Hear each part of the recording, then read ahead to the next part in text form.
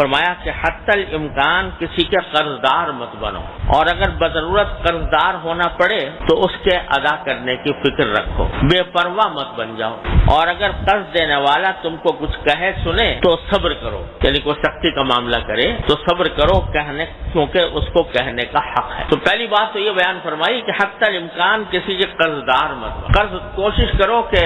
دوسرے کے سے قرض لے کر دوسرے کا احسان اپنے سر پر نہ لو۔ اور حدیث میں رسول کریم صلی اللہ علیہ وسلم سے منقول ہے کہ آپ بکثرت دعا فرمایا کرتے تھے، اللہم انی اعوذ بک من المغرم والمأثم، یعنی اے اللہ میں آپ کی پناہ مانگتا ہوں مغرم سے، یعنی کسی کا مقروض بننے سے پناہ مانگتا، اور مأثم اور کسی بھی گناہ سے پناہ مانگتا ہوں۔ یہ بہت کثرت سے دعا مانگا کرتے تھے، اللہم انی اعوذ بک من المغرم ومن المأثم۔ اور اس سے یہ بات بھی رسول کریم صلی اللہ علیہ وسلم نے سکھائی کہ ارے بھائی قرض دوسرے سے مانگو گے، کسی انسان سے مانگو گے، وہ دے یا نہ دے، اور اگر دے دیا تو ایک بوجھ دماغ پر آ گیا کہ اس کی ادائیگی کرنی ہے، اس سے بہتر یہ ہے کہ اس ذات سے مانگو کہ اللہ میں آپ کی پناہ مانگتا ہوں، یا اللہ اس بات کی سے پناہ مانگتا ہوں، اس بات سے آپ کی پناہ مانگتا ہوں کہ مجھے کبھی قرض داری کی نوبت ہی نہ آئے، قرض اٹھانے کی، قرض لینے کی نوبت ہی نہ آئے۔ تو یہ باقاعدہ دعاؤں میں شامل فرمایا نبی کریم صلی اللہ علیہ وسلم، یہ بتانے کے لیے کہ بجائے انسانوں سے مانگنے کے، مخلوق سے مانگنے کے، اللہ سے مانگو، اے اللہ مجھے مقروض بننے سے بچائے، میرے اوپر کسی کی دینداری نہ آئے، اور اللہ تبارک و تعالیٰ یہ دعا قبول فرمائے تو اس کے نتیجے میں انشاءاللہ ضرورت ہی نہیں پڑے گی۔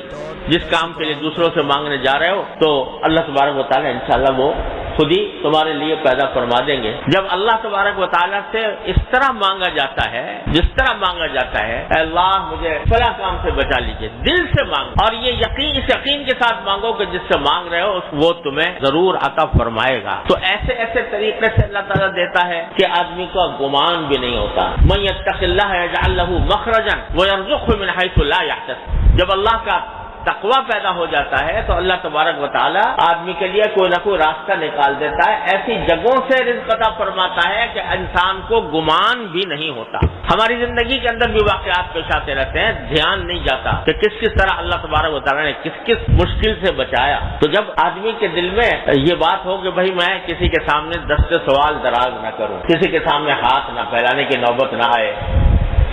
جب یہ آدمی کو یہ لگن لگ جاتی ہے، ہاتھ اٹھے تو اپنے مولا کے سامنے